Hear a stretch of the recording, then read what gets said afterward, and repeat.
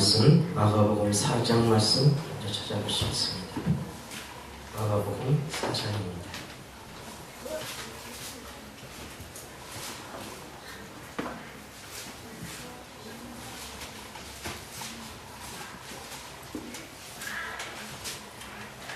끝부분 35절부터 있는 말씀입니다.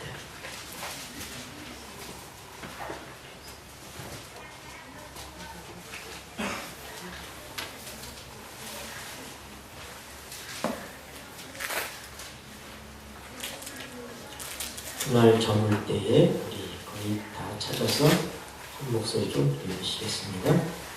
마지막 절까지 그날 저물 때에 시작. 그날 저물 때에 제자들에게 이르시되 우리가 저편으로 건너가자 하시니 저희가 우리를 떠나 예수를 배에 계신 그대로 모시고 가매 다른 배들도 함께 가더니 큰 광풍이 일어나며 물결이 부딪혀 배에 들어와 배에 가득하게 되었더라. 예수께서는 고물에서 베개를 베시고 주무시더니 제자들이 깨우며 가로되 선생님이여 우리가 죽게 된 것을 돌아보지 아니하시나이까 하니 예수께서 깨어 바람을 꾸짖으시며 바다더러 이르시되 잠잠하라 고요하라 하시니 바람이 그치고 아주 잔잔하여지더라. 이에 제자들에게 이르시되 어찌하여 이렇게 무서워하느냐 너희가 어찌 믿음이 없느냐 하시니 저희가 심히 두려워하여 서로 말하되 저가 위기에 바람과 바다라도 순종하는고 하였더라.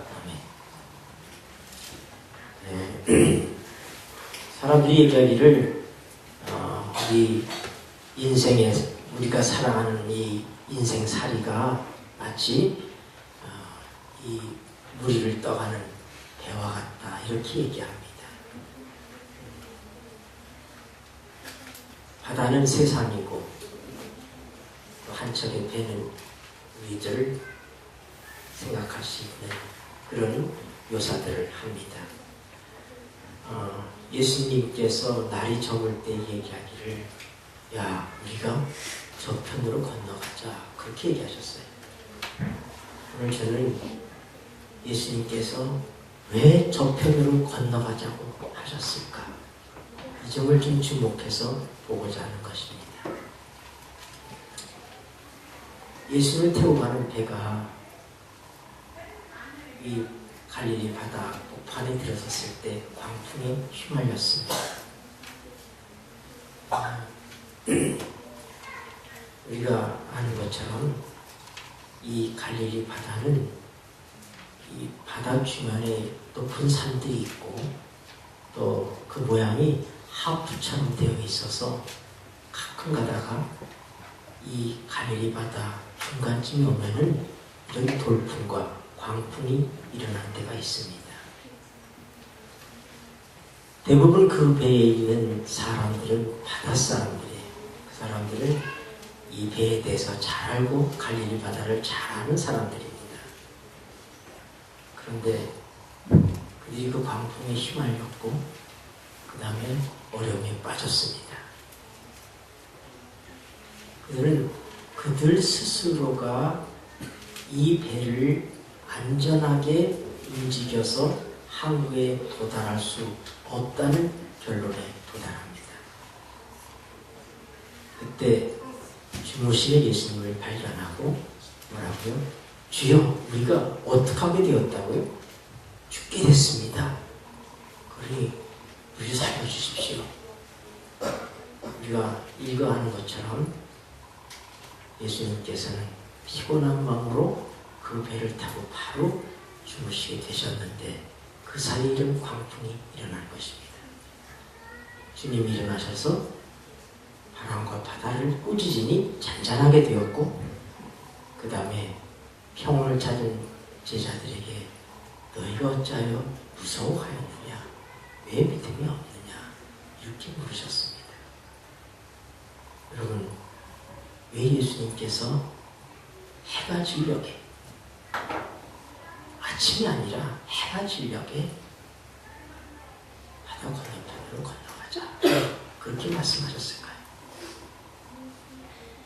우리가 배를 타면 주로 언제 탑니까? 일상적으로? 여러분, 낮에 타는 것이 안전하겠죠. 그렇죠? 근데 해가 지고 있는데도 불구하고 저편으로 건너가자 하고 얘기하신 것은 그만큼 긴박했다고 하는 것입니다. 특별하지 아니하면 해가 지는데 어디 가서 쉬고 그 다음날 가도 될 텐데 예수님께서 뭐라고요? 해가 지고 있는데 저편으로 건너가자고 말씀하십니다. 저편이 어디예요? 이방인의 땅입니다.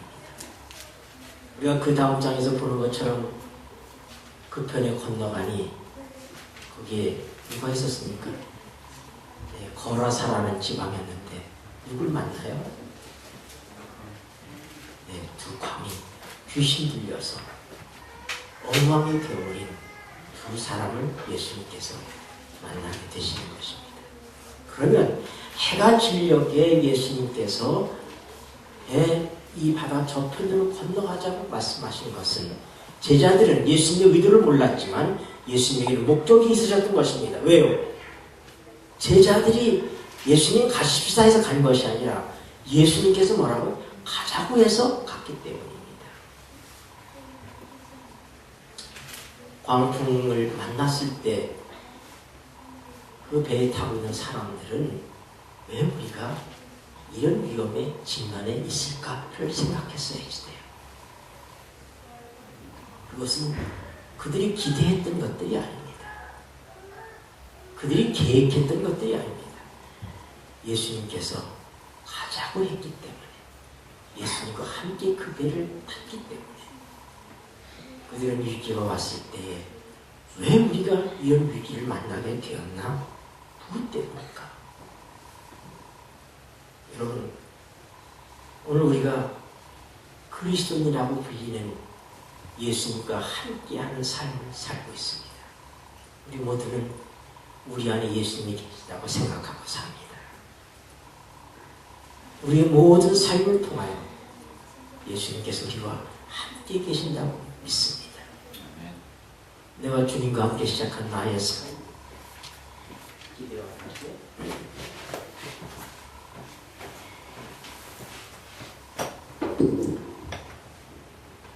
어려움으로, 고난으로 위기를 만날 수가 있습니다.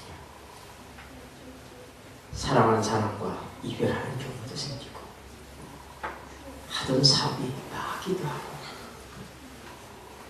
기대하지 않았던 많은 어려움들이 우리의 삶 속에 찾아옵니다. 여러분, 그때 우리가 생각해야 될 것은 내가 지금 어디에 있는가? 내가 왜 이런 위기를 만나고 있는가? 그것은 내가 그리스도의 삶을 시작한 다음에 주님과 함께 석양해지는 그 노을을 바라보며 평온하고 아름답게 배가 출항했지만은, 그러나 어두워지고 난 다음에 한복판에서 어려움을 만납니다. 우리가 그리스도와 함께 우리의 삶을 시작할 때 참으로 우리는 많은 것들을 기대하고 또 평온하고 이제 주님이 함께 계시니 모든 것이 잘 될 것이다 우리가 생각할 수 있습니다. 그런데 주님이 함께 타고 가는 배, 주님이 가자고 해서 가는 그 배에도 광풍이 들이닥쳤습니다. 우리의 삶에 위기는 찾아온다고 하는 것입니다. 어려움은 끊임없이 올 수밖에 없다고 하는 사실입니다.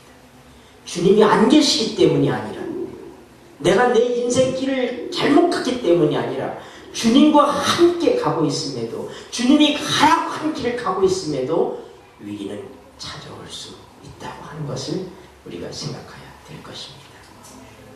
그런데 잊어서 안 되는 것은, 그것은 내가 잠재울 수 없다고 하는 사실입니다. 그 위기와 그 문제는 내가 해결할 수 없다.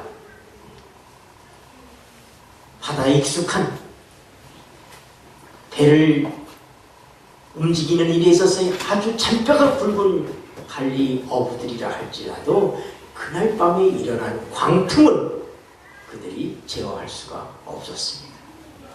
여러분, 예수님 없이 당하는 우리의 삶의 위기는 어쩌면 그것은 때때로 이런저런 방법으로 해결할 수 있을지 모르지만 주님이 타신 배에 주님이 가자고 해서 가는 그 행로에서 닥치는 위기들은 우리가 감당할 일이 아니라는 사실을 우리는 오늘 이 말씀 속에서 배워야 될 것입니다.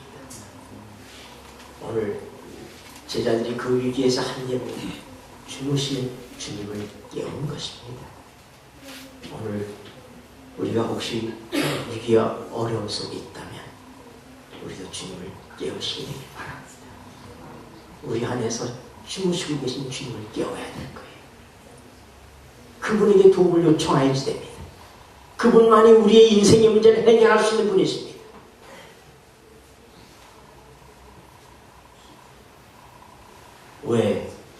왜 주님께서 이런 어려움을 극복하며 강조했던 것이 어디였을까? 여러분, 우리에게 있어서의 바다 건너편은 어디입니까? 주님은 오늘 우리를 지금 내 삶의 현장에서 그대로 머물고 있기를 원치 않으십니다. 그는 아주 긴급하게 날이 저물고 있는 상황에서 재촉해서 지경 저편으로 건너가자고 말씀하시고 계십니다.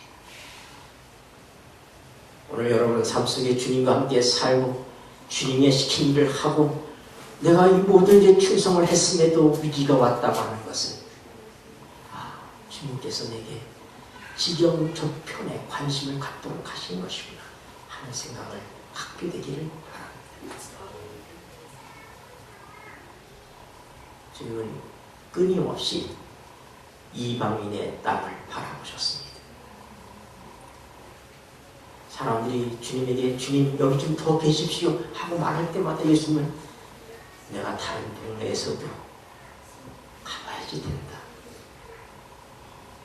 복음을 들어야 될 또 다른 세대들이 있습니다.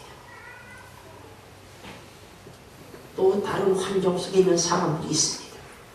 오늘 우리의 삶을 통하여 닥친 모든 위기는 하나님께서 우리로 하여금 그동안 내가 머물던 내 주변 환경이 아닌 그것과 더 다른 세계, 지정 저편, 바다 건너편에 주님의 일을 하라고 하는 부르심으로 우리가 배워야 될 것입니다. 여러분, 거라사 광인이 기다리는 그 땅을 주님은 가기를 원하셨습니다.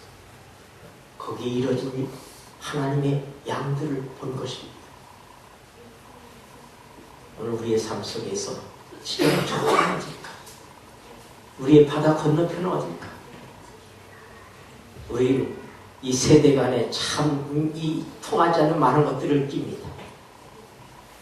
가끔 TV에서 나오는데 젊은 사람들이 쓰는 지난 한글날을 지나면서 우리 세종대왕께서 우리에게 이 한글을 주셨는데 한글날을 보내면서 TV가 하는 얘기가 뭐냐면 TV에서 하는 얘기가 도대체 이 요즘 젊은 세대들이 쓰는 말을 우리가 이해할 수가 없대요.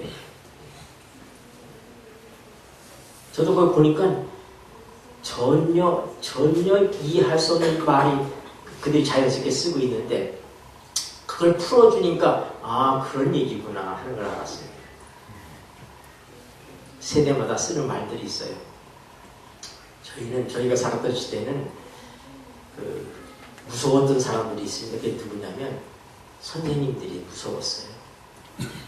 또 아버지가 무서웠습니다. 그래서 우리는 늘 선생님이나 아버지를 부를 때 뭐라고 불렀냐면 꼰대라고 불렀어요.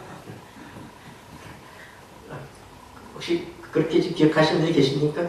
네.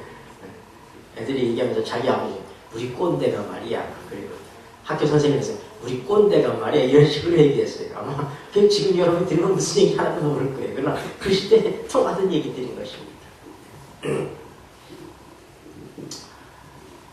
우리가 다른 세대에 대해서 오늘 우리가 겪고 있는 위기와 고난 너머에 주님께서는 어쩌면 우리에게 있어요. 우리와 다른 세대에 관심을 가지라고 말씀하시고 계실지도 모릅니다. 우리와 다른 문화를 갖고 있는 사람들의 관심을 가지라고 하고 계신지도 모릅니다. 주님의 관심은 모든 사람들을 구원하시고자 하시는 데 있습니다. 이스라엘 사람들은 예수님은 자기네들만을 위하여, 하나님은 자기네만을 살아가는 줄 알았어요. 자기들에게만 관심인 줄 알았어요. 근데 예수님께서는 유대 지방, 갈릴리 지방 이렇게 다니시면서 기회만 있으면은 월담을 하셨어요. 기회만 있으면, 예? 그러니 기회만 있으면 뭐예요? 경계를 벗어나서 월담하듯이 월경에서 이방인의 땅을 가시는 것입니다. 사마리 여자를 만난 사건을 비롯해서 스로보니게 여인을 가서 만납니다. 귀신 들린 딸을 두고 있는 가나안 여인, 이방 여인 스로보게 여인이 예수님을 찾아와서 딸을 살려달라고 얘기합니다. 예수님께서는 진진 뭐라고요? 냉정한 척하면서 주인의 떡을 개에게 주지 않는다. 여러분이 스로보니게 여인이라고 생각을 해봐봐요. 얼마나 모욕적입니까? 너는 개야. 내가 이 이스라엘 사람들을, 이 주인을 위해서 내가 일하고 있는 거지, 내가 개를 위해서 일하고 있는 사람이 아니야. 그런데 이 여인이 포기하지 않습니다. 뭐라고 얘기해요? 네, 맞습니다. 근데 예수님, 개도 주인의 상에서 떨어진 부스러기 먹고 살지 않습니까? 주인이 먹여줘야 살지 않습니까? 예수님은 진작에 그 여인을 보셨습니다. 그 여인의 간절함을 아셨습니다. 그 여인의 믿음을 보셨습니다. 오늘 우리의 삶의 위기가 닥칠 때마다 우리가 잊어서는 안 되는 것은 내가 주님과 함께 있다고 하는 사실과, 그리고 이 위기 후에 우리 주님은 바다 건너편, 지경 저편, 내 관심 밖에 어떤 것들에 내가 할 일이 있다는 사실을 우리에게 가르쳐주고 계셔서 사실을 잊지 않게 되기를 바라는 것입니다. 여러분, 우리가 이 마지막 백성을 일컬어서 하나님의 계명을 지키며 예수 믿음을 가진 자라, 그렇게 얘기합니다. 우리 지난 시간에 함께 살펴봤던 내용들이에요. 우리 마지막 교회가 갖고 있는 정말 이 복음처럼, 보도처럼 쓰고 있는 말씀이, 그게 요한계시록 14장 12절의 말씀이고 요한계시록 12장 17절 말씀입니다. 여자의 남은 자손은 뭐라고요? 하나님의 계명과 예수의 증거를 가진 자들이다.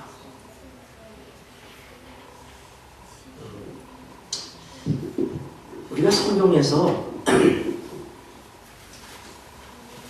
한쪽만 보지 말고, 이 말씀이 다른 말씀에서는 어떻게 사용되고 있는지 우리가 봐야지 됩니다. 그래서 우리가 갖고 있는 고정관념을 깨트리고 하나님이 이 말씀을 통해서 우리에게 주시고 계신 메시지가 무엇이고, 마지막 하나님 백성, 마지막 하나님 백성이라는 얘기는 그들만이 하나님 백성이 아니라 모든 시대를 통하여 하나님의 참 백성이 있었는데, 이제 그 백성들, 그 뿌리 가운데에서 이제 맨 마지막에 있는 백성이다, 이런 얘기인 것입니다. 마지막 교회만 하나님의 계명을 지키며 예수를 증거를 가진 자, 예수의 믿음을 가진 자가 아니라, 아담도 예수님이 이 땅에 오시기 전이었지만 아담도 하나님의 계명과 예수의 믿음을 통해서 구원받았어요. 모세도 마찬가지, 다윗도 마찬가지. 모든 구원받은 하나님의 백성들은 똑같은 정체성을 갖고 있다고 하는 것입니다. 그것이 마지막에 뚝 떨어져서 나타나는 것이 아닌 것입니다.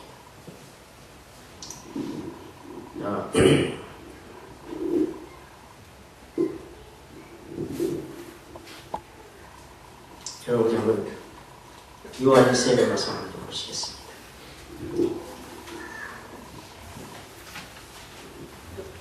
(3장 14절입니다)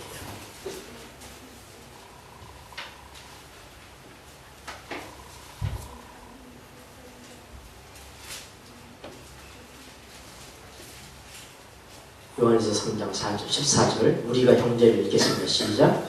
우리가 형제를 사랑함으로 사망에서 옮겨 생명으로 들어간 줄을 알거니와 사랑치 아니하는 자는 사망에 거하느니라. 여러분 이 말씀을 보면서 이 말씀과 좀 비슷한 말씀이 어디에 있는 것 같은 생각이 들지 않아요? 네, 요한복음 5장 24절 말씀이에요. 네. 이 요한일서를 쓴 요한이 요한복음도 쓴 요한입니다. 요한복음 5장 24절 무슨 말씀이에요? 내 말을 듣고 나 보내신 이를 믿는 자는 뭐라고 했어요? 영생을 얻었고 심판에 이르지 아니하나니 사망에서 생명으로 옮겼느니라. 이 말씀도 보세요. 사망에서 생명으로 옮긴 자들은 어떤 사람들이냐? 여기 요한일서 5장 24절에는 내 말을 듣는 사람이다. 나 보내신 자 하나님을 믿는 사람이다. 그런 사람은 사망에서 생명으로 옮긴 자들이다. 그런데 여기 뭐라고요?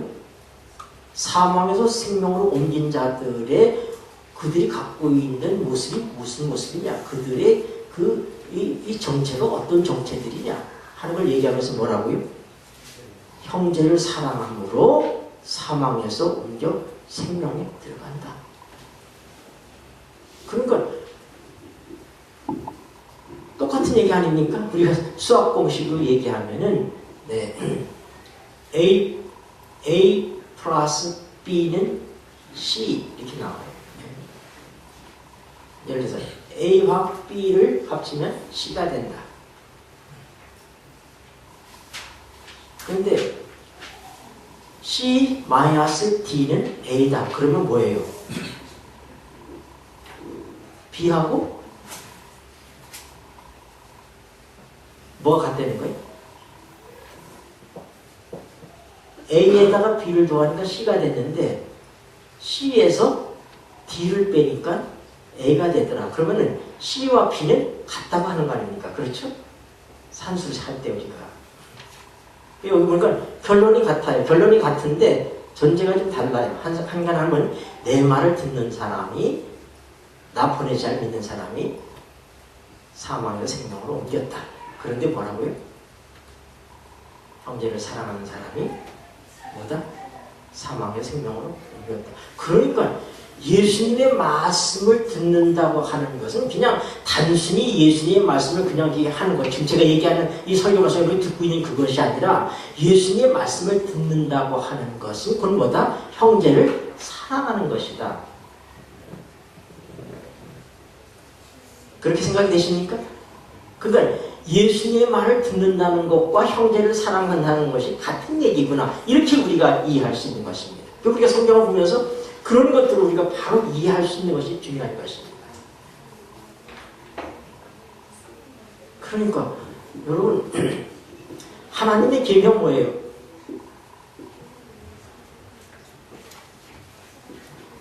자, 요한일서 폈습니다. 다시 보십시오. 요한일서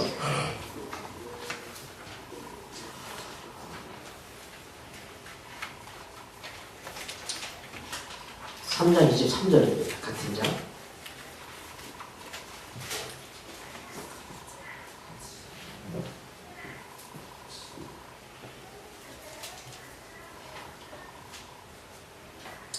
그의 계명은 이것이 읽겠습니다. 시작. 그의 계명은 이것이니 곧 그 아들 예수 그리스도의 이름을 믿고 그가 우리에게 주신 계명대로 서로 사랑할 것입니다. 계명이 뭐라고요? 그 아들 예수 그리스도의 이름을 뭐예요? 믿고 그가 우리에게 주신 계명대로 서로 사랑할 것입니다. 여러분이 생각할 때 하나님의 계명을 지키고 그렇게 생각할 때 오늘 그 계명의 의미는 어떤 것들입니까?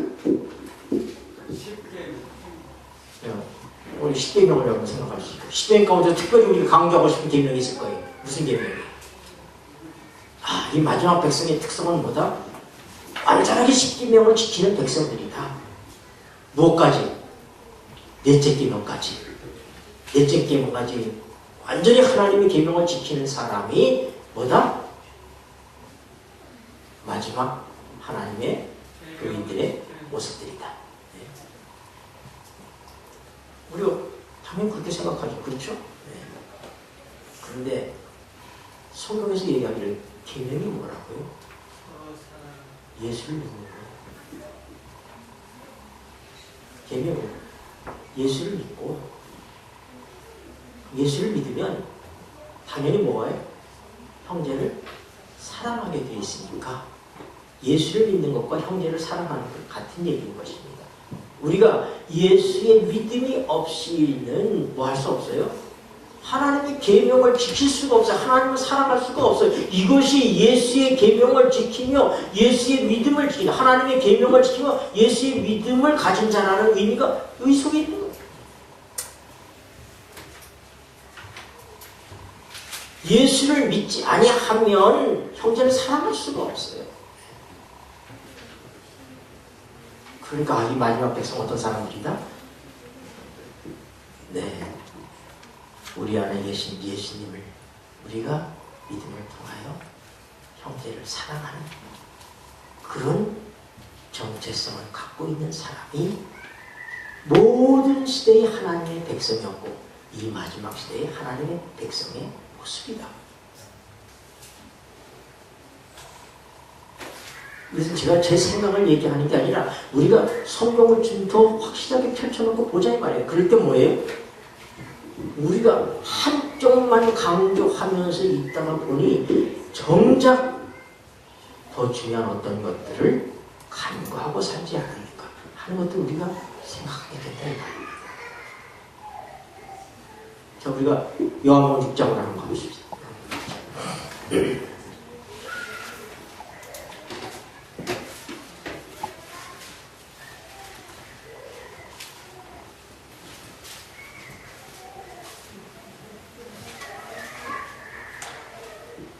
38절.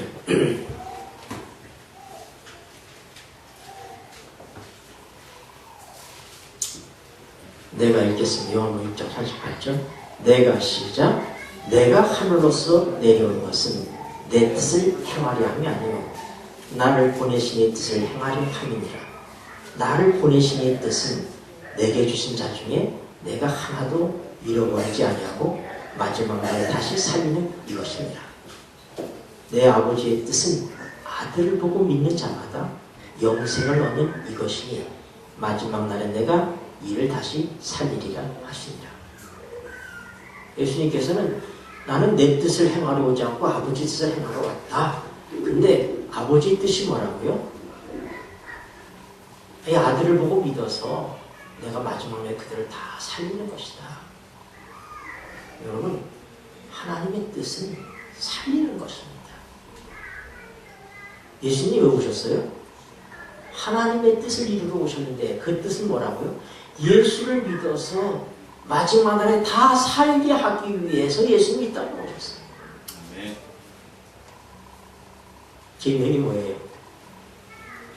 하나님의 뜻이죠. 하나님의 뜻이에요. 예수님은 날이 저물고 있는 상황에서도 아무도 생각지 않았지만 저 바다 건너편 이방인 땅에 지금도 최악의 혐오의 대상이 되어서 무덤 사이에서 광인처럼 살아가고 있는 걸어사는 두 광인을 바라보시고 주무실 수가 없어요. 내일로 미루실 수가 없었어요. 그 불쌍한 영혼을 하루라도 또 그렇게 방치하실 수가 없었어요. 왜냐하면 그는 자기의 편함을 위해서 자기의 뜻대로 살려고 온 것이 아니라 아버지 뜻을 이루기 위해서 오셨는데, 아버지의 뜻이 오늘 이 밤이 생기기 전에 여기서 내가 자지 말고 이 밤에 건너가서 빨리 가서 그 사람을 살려내야 되는 것입니다. 이것이 오늘 이 마지막 교회를 살고 있는, 이 마지막 시대를 살고 있는 이 마지막 교회 하나님의 백성들이 살아야 될 삶의 것입니다. 하나님의 계명을 지키며 예수의 믿음을 가진 자의 삶이 어떤 것이냐? 내 뜻대로 사는 것이 아니라 아버지의 뜻대로 살기 위하여서 내가 보냄을 받았기 때문에 오늘 하루도 고단하게 살았지만 날이 저물고 있는 이때에 이 편에서 편안하게 밤을 보낼 수가 없고 하루도 빨리, 한 시라도 빨리 그 영혼을 만나야 되기 때문에 저는 시간에 배를 이을 수밖에 없어요. 영혼에 대한 이 간절함과 구원에 대한 이 집착이 바로 하나님 참 백성의 정체성이라는 사실에 우리가 잊어서는 안 될 것입니다. 아멘.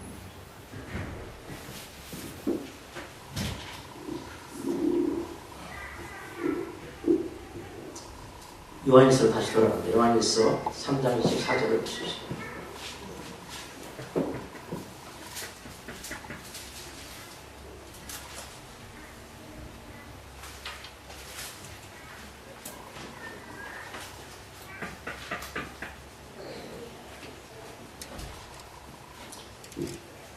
그의 계명들을 지키는 자는, 읽겠습니다. 시작. 그의 계명들을 지키는 자는 주 안에 거하고 주는 저 안에 거하시나니 우리에게 주신 성령으로 말미암아 그가 우리 안에 거하시는 줄 우리가 아느니라. 아멘. 그의 계명들을 지키는 자는, 이게 누구예요? 요한계시록 14장 12절에 하나님의 계명, 성도들의 인내가 여기 있나니 하나님이 저들은 왜 하나님의 계명을 지키며 예수의 믿음을 가진 자. 근데 여기 보니까 그의 계명을 지키는 자는 어떤 사람이라고요? 주님 안에 거하는 자다. 그 주님이 그 안에 거한다. 근데 어떻게 해요? 성령을 통해서, 성령 안에서. 아멘. 여러분, 예수 하나님의 계명을 지키며 예수의 믿음을 가진 자는 어떤 사람들이냐? 그들은 주님 안에 있는 사람들이에요. 아멘. 성령 안에서, 성령을 통하여 주님과 함께 사는 사람들이에요. 그러므로 그 사람들은 예수님이 말씀하시기를 아버지와 나는 하나이니라 그렇게 말씀하셨어요. 뭐라고요? 아버지와 나는 하나다. 자꾸 성경을 왔다 갔다 하니까 여러분들이 좀 다시 요한복음 6장으로 넘어가서 요한복음 6장.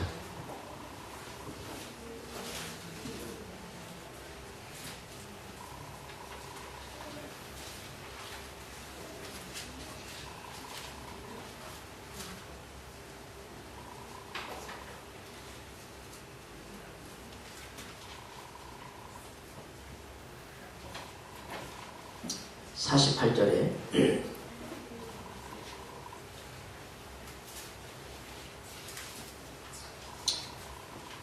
내가 곧 생명의 떡이로다. 이 48절 읽겠습니다. 시작. 내가 곧 생명의 떡이로다. 그 다음에 53절 예수께서 이르시되 내가 진실로 진실로 너희에게 이르노니 인자의 살을 먹지 아니하고 인자의 피를 마시지 아니하면 너희 속에 생명이 없느니라. 54절 내 살을 먹고 내 피를 마시는 자는 영생을 가졌고 마지막 날에 내가 그를 다시 살리리니 내 살은 참된 양식이요 내 피는 참된 음료로다. 내 살을 먹고 내 피를 마시는 자는 내 안에 거하고 나도 그 안에 거하나니 살아계신 아버지께서 나를 보내시매 내가 아버지로 인하여 사는 것 같이 나를 먹는 그 사람도 나로 인하여 살리라. 여러분, 예수님이 전문 시각에 이방인 땅을 가기 위해서 광풍이 일어날 수 있는 바다를 향하여 배를 띄우신 것처럼 오늘 우리 예수님께서 우리를 보내신 것입니다.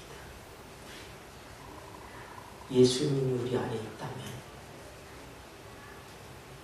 우리는 삶의 위기를 통하여서 평화를 도모하는 것이 아니라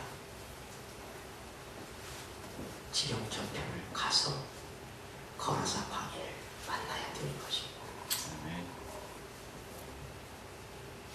오늘 우리가 다시 한번 내 삶의 보금자리를 벗어나서 편안한 내 삶의 바운다리를 벗어나서 하나님께서 나를 보내시는 바다 건너편이 어딘가,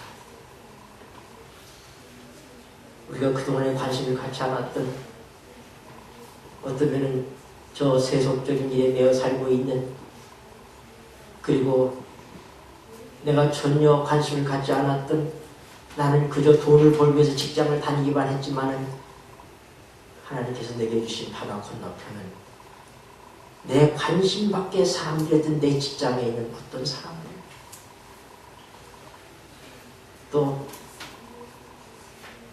나이 많은 내게 있어서의 내가 전혀 별로 그렇게 통하지 않는다고 생각했던 X세대, 이제 요즘 X세대라고 하면, X세대는 70년대에 태어난 사람들 X세대라고 그랬어요. 사실 70년대 사람들이 이미 이제 40이 넘어가지 않습니까? 사실상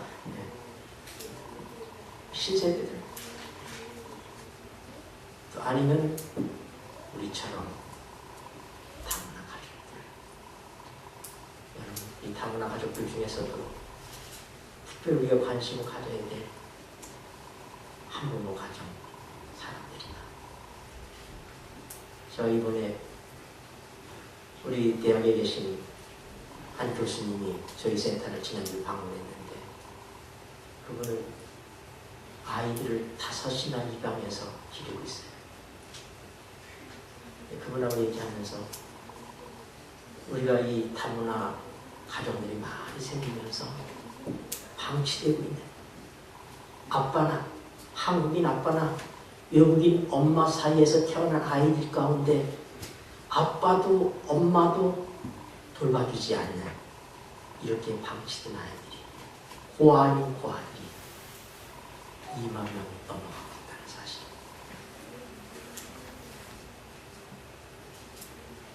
우리가 관심을 가져야 될 대상들이, 주님께서 지금 나보고 빨리 배를 타라는 겁니다.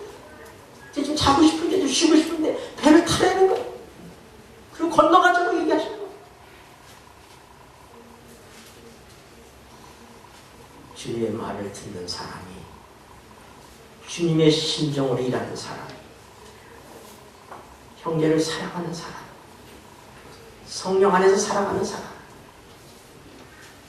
그들이 하나님이 계명을 지키며 예수의 믿음을 가진 자들인 것입니다. 오늘 너무나 쉬운 것을 우리가 간과하며 살아온 것이 아니었는가 생각하시면 됩니다. 내가 기대고 살아왔던 내 교회의 언덕들이, 그 언덕들이 안전한지 한번 두들겨 봐야지 됩니다. 예수님이 이 땅에 오셨을 때 가장 종교적인 사람들, 가장 하나님에 대해서 뜨거움을 갖고 있다고 하는 사람들이 정작 하나님 보내신 자를 거절했어.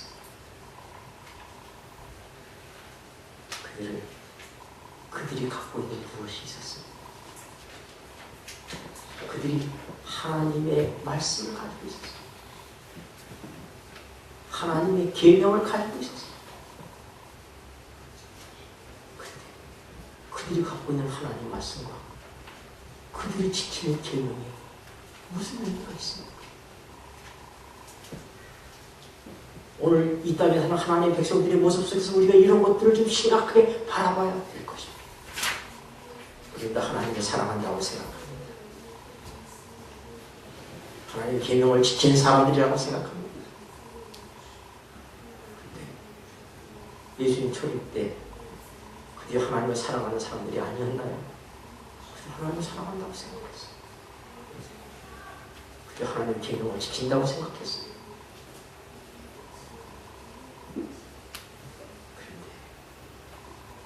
알맹이가 없었습니다. 내용이 달랐습니다. 여러분이 아는 하나님의 계명은 무엇입니까? 여러분이 믿는 예수는 어떤 분입니까? 오늘 우리가 심각하게 우리 자신을 바라봐야 될 것입니다. 그리고 내 상식과 주변의 상식에 휩쓸리지 마시고 성령에 끌려서 말씀으로 돌아가서 이 말씀이 어떻게 내게 말씀하고 있는지 함께 경청하시고 그리고 그 말씀을 따라서 보내신 이의 뜻을 이루는 귀한 삶을 사는 마지막 참 백성의 모습을 가지게 되길 바랍니다. 기도하시겠습니다. 고마우신 하나님 아버지, 우리에게 분명한 주님의 말씀과 주님의 계명을 주셔서 감사합니다. 이것은 사람을 살리고자 하시는 하나님의 사랑의 역사라는 사실을 간과하지 않도록 도와주시고 우리가 살고 있는 이 삶의 현장에서 내가 미쳐보지 못한 바다 건너편 지경 저편 어딘가를 보고 그들을 살리고자 하시는 하나님의 뜻을 쫓아서 사랑하게 하시고 하나님의 사랑으로 그들을 살리게 하여 주시옵소서. 예수님의 이름으로 기도드립니다.